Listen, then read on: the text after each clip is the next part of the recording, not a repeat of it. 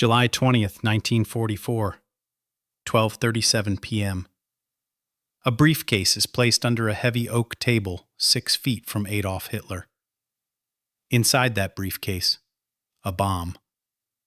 The man who placed it has already left the building. He is waiting for the sound of the explosion. The man who planted that bomb was not a spy, not a resistance fighter. He was a decorated German colonel, a war hero with one eye, one hand, and 3 fingers, who had decided that killing Hitler was the only way to save Germany from itself. Claus von Stauffenberg came from old German aristocracy. Decorated officer, brilliant strategist, served in Poland, France, and North Africa. Not a lifelong anti-Nazi. In fact, early on he supported some of Hitler's territorial ambitions.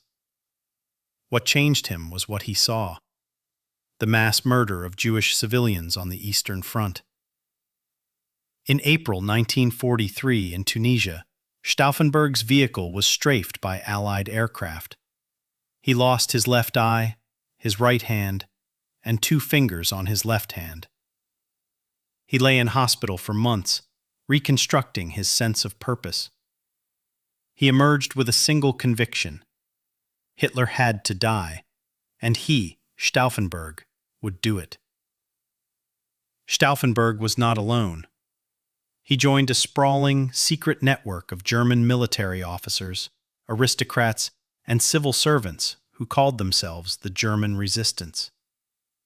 Key figures: General Friedrich Olbricht, General Ludwig Beck, former mayor of Leipzig Karl Goerdeler, each with their own reasons for wanting Hitler gone. Operation Valkyrie was an existing, legitimate Nazi emergency plan, designed to mobilize the reserve army in case of a domestic uprising or chaos. The conspirators brilliantly repurposed it. They planned to use Hitler's own emergency protocol to seize control of Berlin, neutralize the SS, and announce a new government the moment Hitler was dead. Another conspirator, General Henning von Tresckow, smuggled a bomb disguised as a bottle of Cointreau onto Hitler's private plane. The detonator failed. The bomb never went off. Hitler landed safely and never knew. A young officer named Axel von Dembusche volunteered to wear a suicide bomb vest to a military equipment demonstration Hitler was attending. The demonstration was cancelled when the prototype uniforms were destroyed in an Allied bombing raid.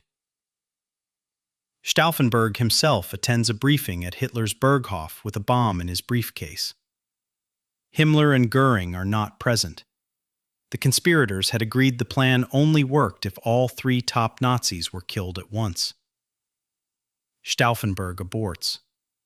He walks out with the bomb in his bag. 9 days later, he would decide. Hitler alone was enough. 6 a.m. Stauffenberg boards a plane for Rastenburg, East Prussia, Hitler's heavily fortified field headquarters, called the Wolf's Lair. He carries 2 bombs in his briefcase. His aide Werner von Heften is with him. Both men know they are almost certainly going to die today. 12:15 p.m. Stauffenberg excuses himself to a bathroom near the conference room, asking his aide to stand guard. Using the 3 fingers of his left hand, his only functioning hand, he attempts to arm both bombs with pliers. He only has time to arm one before an officer knocks on the door and hurries him along. 12:37 p.m. Stauffenberg enters the conference room. About 24 people are crowded around a large oak table covered in maps. He places his briefcase under the table, as close to Hitler as possible. He then tells an aide he needs to make a phone call and leaves the room. 12:42 p.m. The bomb detonates. The building is destroyed. 4 people are killed. Stauffenberg, watching from outside, sees bodies thrown from the windows, the roof collapse, smoke rising. He is certain no one could have survived. He gets in a car, bluffs his way through 3 security checkpoints, and races to the airfield. Moments before the blast, another officer had accidentally kicked Stauffenberg's briefcase while leaning over the map table. He moved it to the other side of a thick oak table support. That table leg absorbed much of the blast. Hitler suffered burst eardrums, burns, and a temporarily paralyzed arm, but he walked out alive. Stauffenberg lands in Berlin convinced Hitler is dead, and radios the signal to begin the coup. The reserve army begins mobilizing. Key buildings in Berlin are occupied. For a few hours, it looks like it might work. Word begins reaching Berlin that Hitler survived. One crucial conspirator, General Friedrich Fromm, who had been sitting on the fence, now receives a phone call from Hitler's headquarters confirming it. He immediately switches sides and orders the arrest of the conspirators. By 11 p.m., SS units loyal to Hitler retake the Bendler block, the military headquarters the conspirators had seized in Berlin. Stauffenberg is shot trying to resist arrest. Ulbricht is captured. Beck attempts suicide but fails on the first attempt and is finished off by a soldier. Within hours, the conspiracy is completely crushed.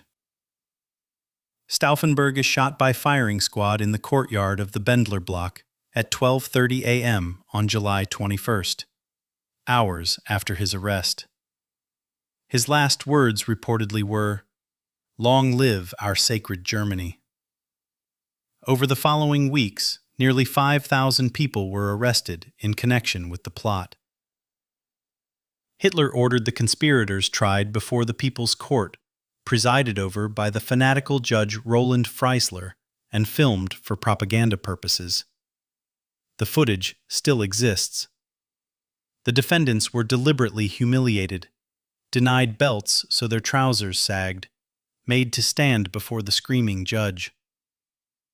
8 of the main conspirators, including Field Marshal Erwin von Witzleben, were hanged with piano wire from meat hooks at Plötzensee prison, a slow, agonizing death.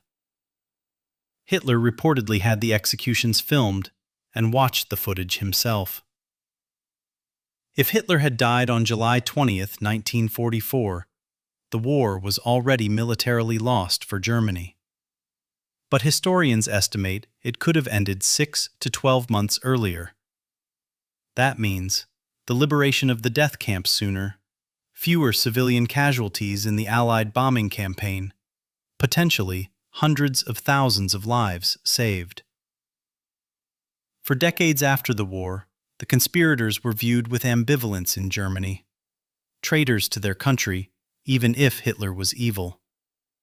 Only gradually did the culture shift. Today, Stauffenberg is considered a national hero.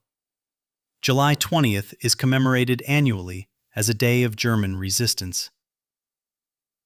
Next, the Romanov massacre. The night Russia's entire royal family was executed in a basement, and the mystery that haunted the world for 70 years. Subscribe and drop a comment. Do you think the plot could have actually worked if that briefcase hadn't been moved?